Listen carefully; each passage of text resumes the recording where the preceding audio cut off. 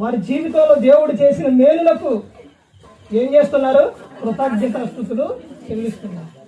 అలా చెల్లించటము, అలా నిత్యం కూడా అలా చెల్లించడం, యేసు క్రీస్తు ప్రభువారి నందు దేవునికి కృతజ్ఞతాస్తుతులు చెల్లించడం అది దేవుని చిత్తం అండి. అపోస్తలుడైన పౌలు గారు తెస్సలోనికీ రాసిన పత్రికలో ఉంటుంది. అర్థమవుతుందండి?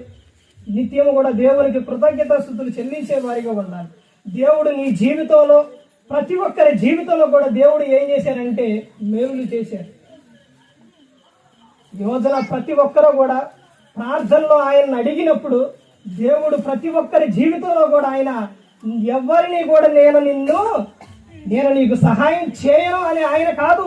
అర్థమైందండి?